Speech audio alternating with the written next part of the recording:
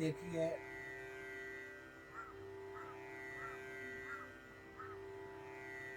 ये बड़ा ही आनंदमय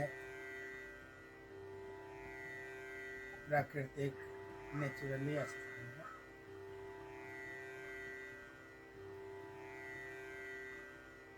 इस जगह पे महादेव जी ही नचिकेता के स्वरूप में बाल रूप में अवतार लिया था। वैसे नचिकेता हर युग में, हर कल्प में, हर घरों में, हर मनुष्य के पास विराजमान। अग्नि परिक्रमा लगाने का, अग्नि आहुति देने का ही नाम नचिकेता। जो हम आहुति देती है ये नचिकेता को ही आहुति देती है।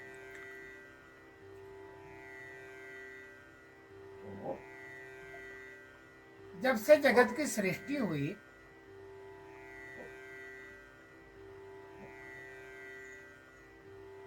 तो जन्म से लेकर मृत्यु तक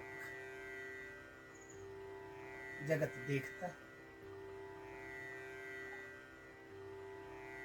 प्राणांत होने के बाद श्राद्ध क्रिया तक देखता है। उसके बाद क्या होता है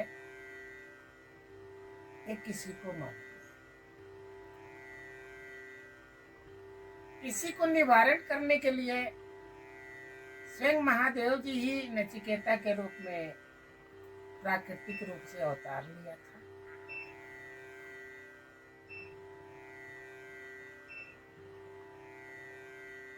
इसी सवाल को लेकर के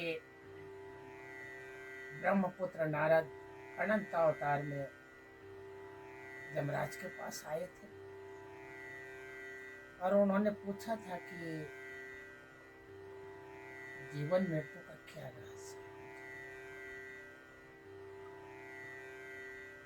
नचिकेता यमराज ने उन्हें अनंत प्रकार के प्रलोभन देके ब्रह्मपुत्र नारद को ब्रह्मलोक वापस भेज दिया।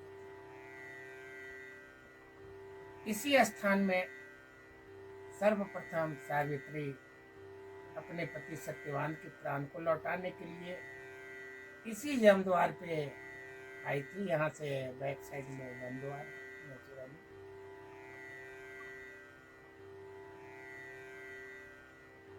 एक वचनबद्ध होने के कारण यमराज उन्हें सत्यवान का प्राण लौटा दिया और मृतलोक में सावित्री को भेज दिया।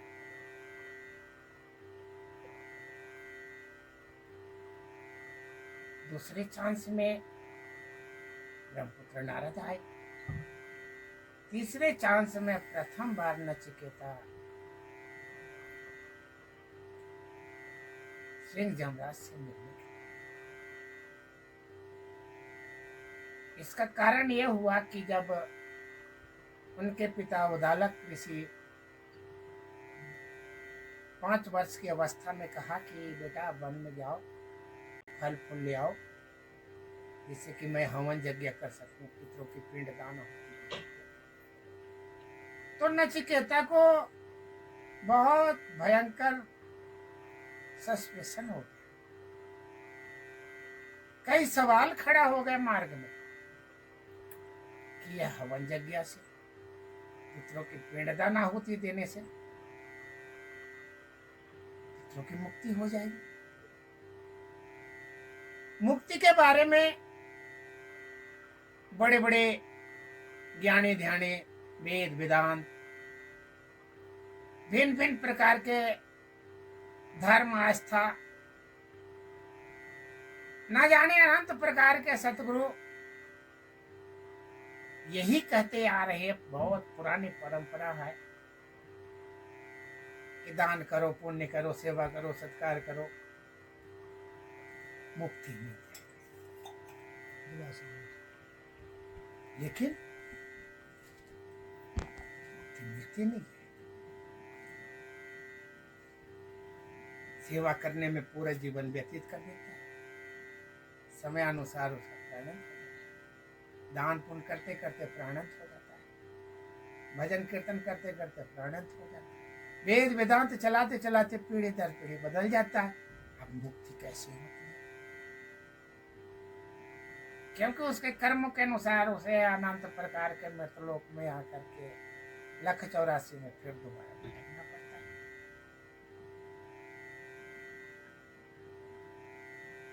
तो जब गंगा किनारे आए नचिकेता, तो उन्होंने गंगा माता से पूछा, पहले स्नान किया और कहा कि माता, तुम तो सत्य की माता हो, मुझे बताओ कि यह हवन यज्ञ से पितरों की पिंड दाना होती देने से की मुक्ति हो जाएगी? तो गंगा माता ने बिल्कुल इनकार कर दिया। आप लोग ऐसा नहीं करिएगा कि हवन यज्ञ बंद कर देना, नहीं।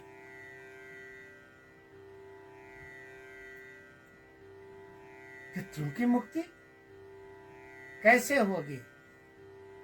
नचिकेता ने कहा कि पितरों की मुक्ति कैसे होगी जब हवन यज्ञ से नहीं होगा, पिंड दान देने से नहीं होगा, तो मुक्ति कैसे होगी? तो गंगा माता ने कोई बहुत बढ़िया सवाल जवाब देती है, इसको आप लोग ध्यान रखिए। अनिश्चित होकर के जब मनुष्य ध्यान योग में बैठ जाता है, तो उसका और उसके 27 पीढ़ी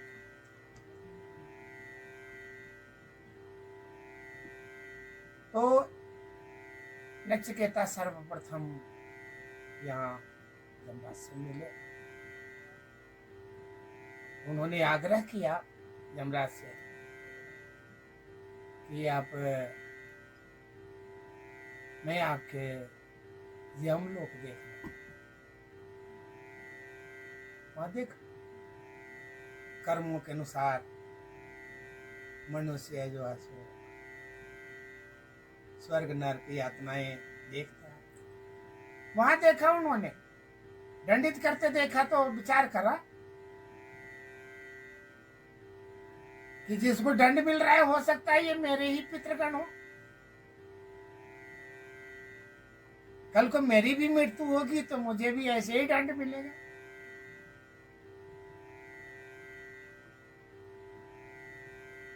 नचिकेता ने यमराज के पास आग्रह किया कि कोई ऐसी मार्ग बताइए जिससे कि भविष्य में ऐसा दंड भोगना। भावुक होकर के यमराज ने उन्हें अग्नि विद्या का बता दिया, अमर तत्व का ज्ञान दिया। उस अमर तत्व को ज्ञान को लेकर के 14 के दिन, यानी ठीक दिवाली के दिन लोक में आए। उनके आने के उपलक्ष्य में भी हमारे भारतवर्ष में दिवाली का उत्सव तो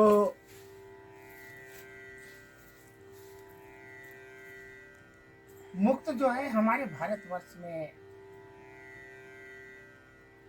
सिर्फ एक ही हुए अनंत काल से, वो है राजा विदेह जनक।